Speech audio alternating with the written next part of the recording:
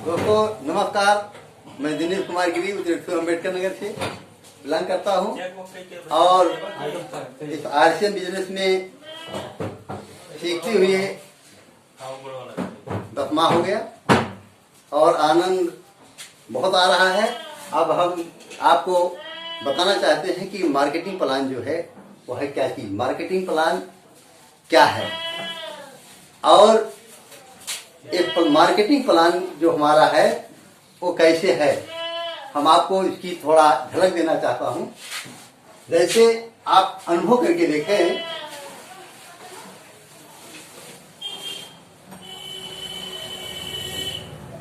काम हर आदमी काम करता है, हर आदमी कहीं न कहीं काम करता है और काम करता है तो मिलता है उसको पैसा। काम करता है तो पैसा मिलता है और जो पैसा पाता है वो होता है खर्चा। खर्चा होता है और खर्चा वो भी खर्चा जो है बाजार में होती है, मार्केट में बाजार में होता है, वो भी आवश्यकता के सामान पर।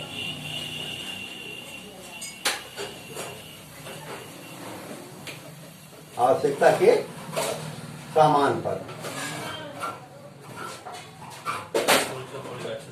आवश्यकता के सामान पर काम करेंगे तभी पैसा मिलेगा। भाई इसमें काम में बहुत कुछ आता है, जैसे खेती, किसानी, बिजनेस, चोरी, बेईमानी, डकैती, सारा चीज आता है। आप जो भी काम करेंगे सभी काम है, अच्छा बुरा काम उससे मतलब नहीं है, लेकिन काम सब है। जब काम करेंगे तो पैसा पाएंगे और पैसा पाएंगे तो खर्चा होना है और खर्चा घर में नहीं होगा, घर में खर्चा नहीं होना पैसा, क्योंकि खर्चा तो बाजार से ही सामान आना है। बाजार में भाई धान गेहूं रखे हो, चावल रखे हो, ये सब रखे हो और बाजार से सामान लाना पड़ेगा, आवश्यकता का सामान। अब ये बाजार में लाना है तो बाजार की व्यवस्था जो है ये बहुत पुरानी व्यवस्था है, बहुत पुरानी व्यवस्था है। जैसे पहले से हम लोग करते आए हैं, जैसे आप जानते हैं कि कंपनी, पुरानी व्यवस्था आप जानते ही हैं, कंपनी और इसके बाद प्रचार, प्रचार के बाद प्रदेश डीलर, डीलर के बाद डीलर, इसके बाद थोक, उसके बाद फुटकर, फुटकर, फुटकर के बाद ग्राहक। ये सारी व्यवस्थाएं हैं।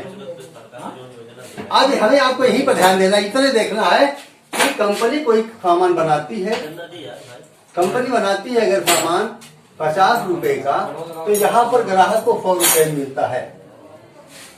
यही हमें आपको इतना ध्यान देना है कि कंपनी कोई सामान बनाती है, 50 रुपए लागत उसमें लगता है, कंपनी इसके बाद नफा लेकर के छोड़ देती है और यहाँ तक पहुँचने में 100 रुपया मिलता है।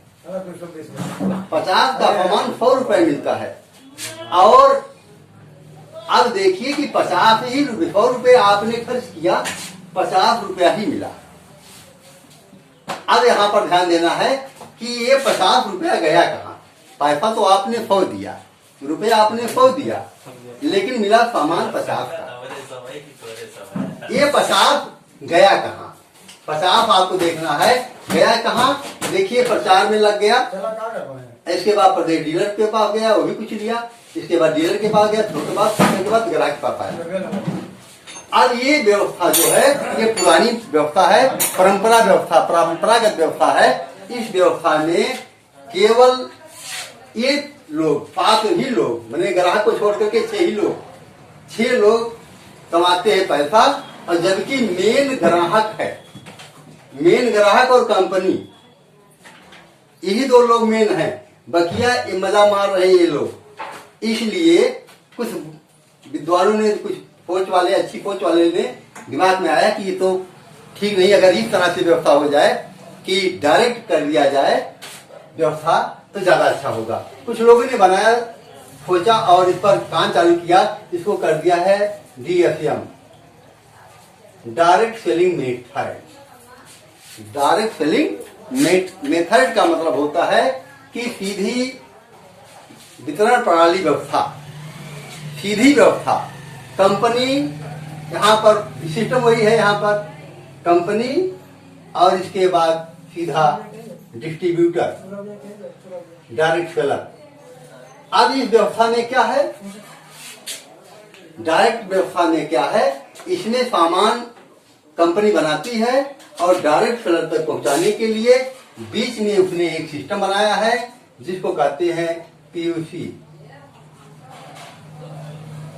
पीयूसी सामान कंपनी कहती है कि हम लोगों को पहुंचाएंगे कैसे। जैसे ये लोग 5 लोग पहुंचा रहे थे, कंपनी ने कहा कि हम 2 लोग के माध्यम से पहुंचाएंगे सामान, कम बनाएंगे और एक जगह पर आपको सामान पहुंचा देंगे, वहां से सभी को मिलेगा सिस्टम से। लेकिन इसके बदले में जो ग्राहक जो यहाँ पर खर्च कर रहा था सामान, उसको भी वही सिस्टम करना है। 50 रुपए का सामान 100 पर इसको भी मिलेगा। 50 का सामान बना है और 100 डायरेक्ट सेलर को भी मिलेगा। लेकिन अंतर क्या है कि 50 रुपया 5 रुपया और हम ले लेते हैं और पीयूसी तक पहुंचा देते हैं तो 55 रुपया हो गया और 100 रुपये में से 55 रुपया माइनस हो गया बराबर 45 रुपया। ये रुपया 45 रुपया जो बचा है, ये 45 रुपया हम सभी डायरेक्ट सेलर में, क्योंकि हमने तो 50 लगाया, 5 रुपया और लिया पीयूसी तक पहुंचाने का किराया बढ़ा। अब हमें यही 45 रुपया ये हमारा जो लोग लेते थे वो हमारा फालतू है। ये रुपया हमें इन डिस्ट्रीब्यूटरों को बांटना है, केवल बांटना और कुछ नहीं करना है। यही पैसा जो है, यही पैसा जो इनमें बढ़ता था और सब में बढ़ता था, यहाँ पर अब इन डिस्ट्रीब्यूटर में बंटने लगा। अब सिस्टम बनाया है कि कैसे बढ़ता है, सिस्टम बनाया है कि बढ़ता कैसे है। बटने का सिस्टम बनाया है। नंबर 1, 10 से 32% पैसा परफॉर्मेंस बोनस के रूप में मिलता है, जो 100 रुपया से 20,000 रुपया, 100 रुपया से चालू होकर के 20,000 रुपया तक जाता है। इसको परफॉर्मेंस बोनस कहते हैं। और दूसरे सिस्टम से फिर है 3% से 8% पैसा रॉयल्टी बोनस, जो 20,000 से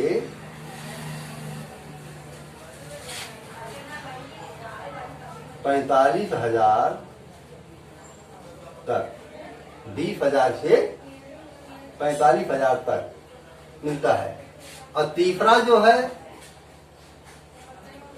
1% से 5% पैसा टेक्निकल बोनस, जो 45,000 से ऊपर।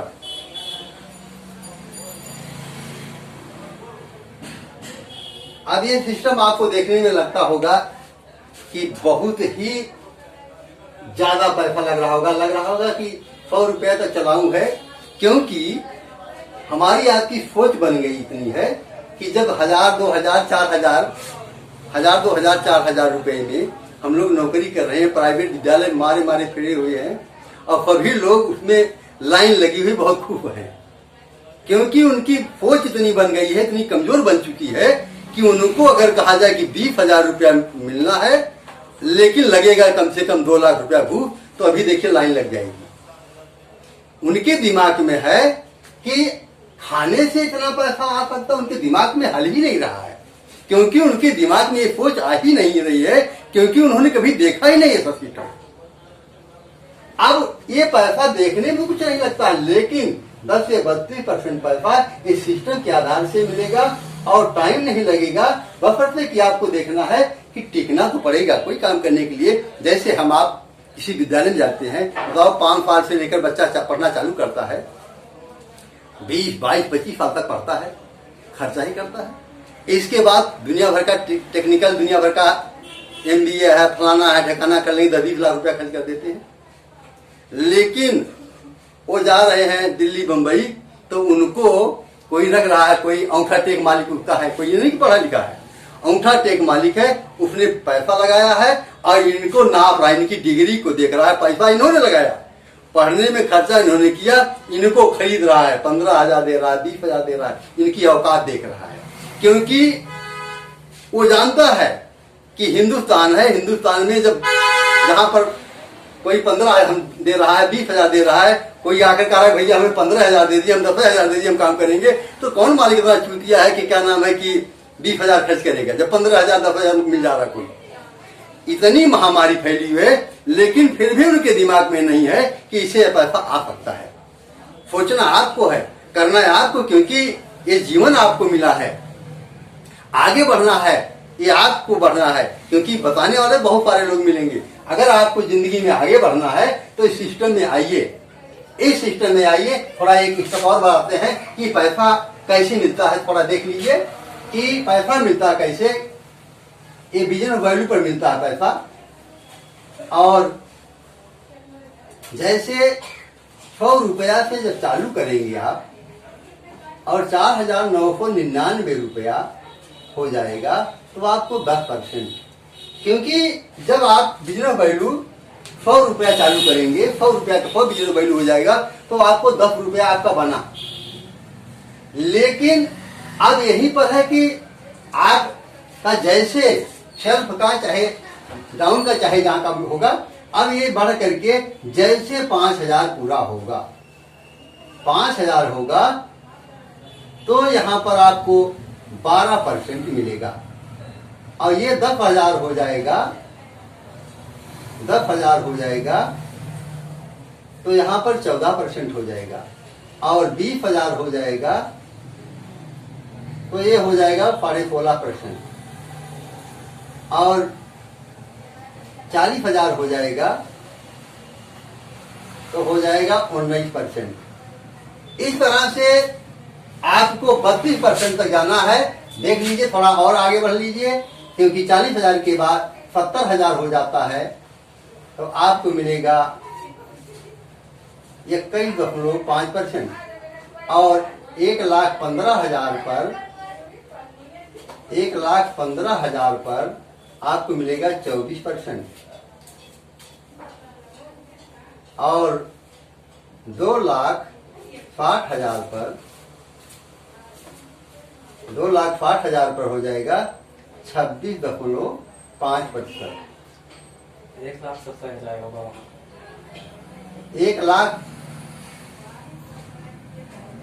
ये थोड़ा मिस्टेक हो गया, 1,70,000 1,70,000 पर आपको 26.5%। और 2,60,000 पर 29% होगा। और 3,50,000 पर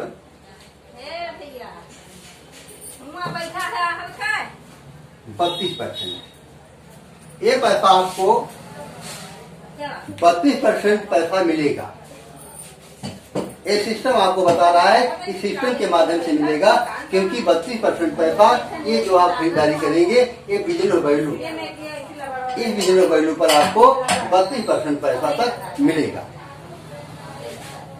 अब ये सोचना कठिन है, वो सोचते होंगे कि ये पैसा इतना कहां से आएगा। लेकिन जब आप घर से एक कदम निकलेंगे तो मंजिल अपने आप आ जाती है। ऐसा सिस्टम इसका बनाया गया है, इस सिस्टम के आधार से जो चलता है वो मंजिल तक पहुंच जाता है, समय नहीं लगता। हाँ, एक चीज है कि आपको इस सिस्टम में आने के बाद आपको टिकना पड़ेगा। अगर आप आते हैं जाते हैं तो कोई फायदा नहीं होगा, क्योंकि टिकना पड़ेगा। जो टिक गया जान लीजिए कि उसका बेड़ा पार हो गया, जो टिक गया। ये इस बिजनेस में टिकना सबसे मेन पॉइंट है। और जो टिका नहीं, खाली एडमिशन करा लिया, अनुभव करके आप लोग देखे हैं कि जैसे बच्चा विद्यालय में गया, विद्यालय में जाने के बाद सारी व्यवस्था है, अध्यापक भी है, सब कुछ व्यवस्था है, लेकिन एडमिशन कराने के बाद वो महीने में, साल भर में 2-4 दिन जाता है, तो विचार करके देखें कि वो लड़का कितना पढ़ने में तेज होगा। ये स्वयं अनुभव करके आप लोग देखें, क्योंकि विद्यालय में एडमिशन कराने से कोई लड़का तेज नहीं होता। लड़का तेज होता है कब? जब वो विद्यालय में एडमिशन कराने के बाद अपने टीचर जो है, अध्यापक हैं, उनके आदेशानुसार जो लड़का कार्य करता है, वो लड़का आगे चल करके विद्वान बनता है, अच्छा पैसा कमाता है और आगे निकलता भी है, क्योंकि जो गुरु की बात को मानता है उस सफलता को प्राप्त करता है। अब ये आपके ऊपर निर्भर करता है कि आप क्या बनना चाहते हैं, क्या करना चाहते हैं, आपकी सोच क्या है, कहाँ पहुंचना चाहते हैं। क्योंकि हर आदमी की सोच एक जैसी नहीं हो सकती, क्योंकि सोच एक जैसी अगर हो जाएगी तो कोई जगह नहीं मिलेगी, एक जगह नहीं मिलेगी लोगों को आने के लिए। इसलिए सबसे पहले सोच बनाइए, सोच बदलिए। सोच अगर बदलेंगे तो जिंदगी बदलेंगे, आप अपने आप बदल जाएगी। क्योंकि अनुभव करके आप लोग देखिए कि जैसे मंदिर, जैसे आपको कोई चीज बनाना है, कोई चीज बनाना, मकान बनाना है, मकान बनाना है, तो आपने पहले मकान बनाने के बारे में सोचा कि मकान बनाना है। ऐसा नहीं कि पहले मकान बन जाएगा, पहले मकान बनाने के बारे में आपके दिमाग में वो प्रवेश होगा कि मकान बनाना है, तब होगा कि कैसे बनाना है।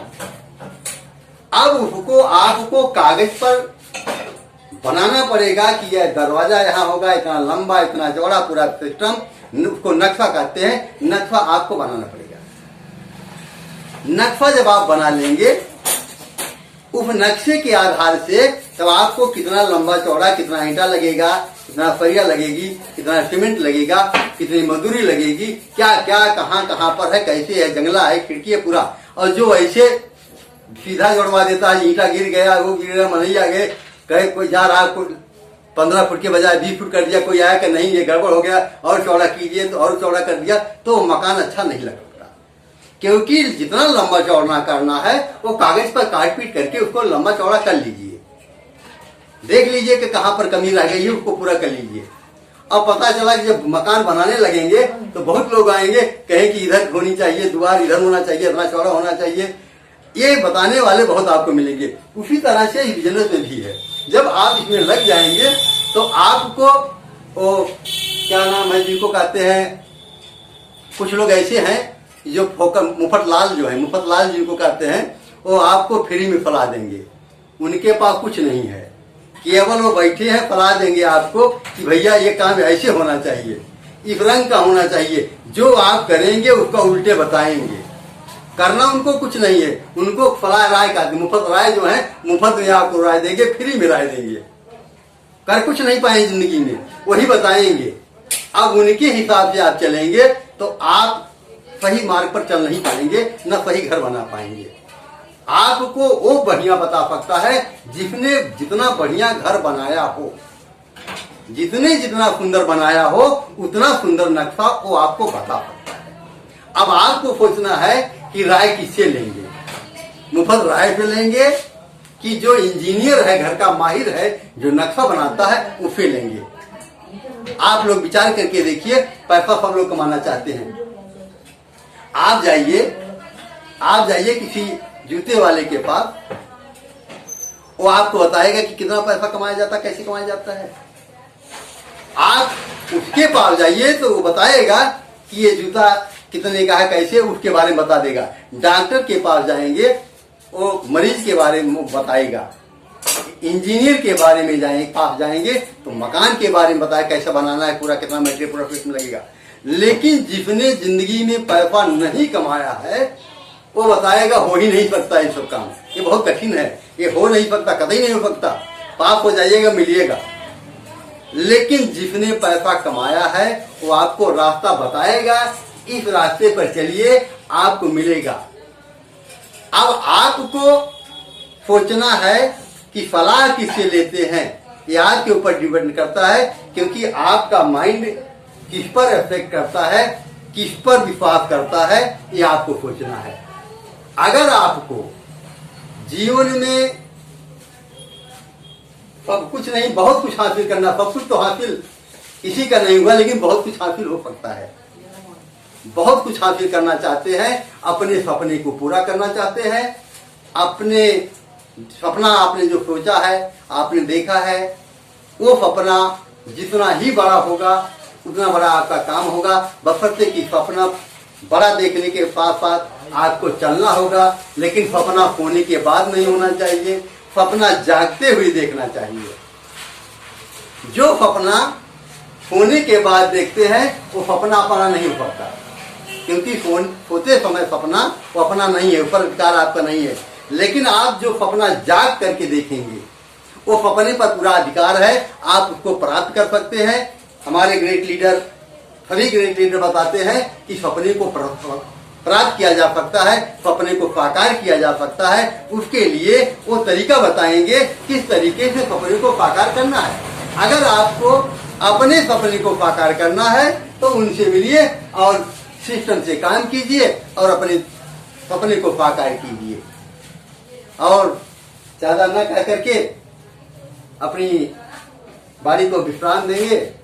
और जय आरसीएम, जय हिंद, जय भारत।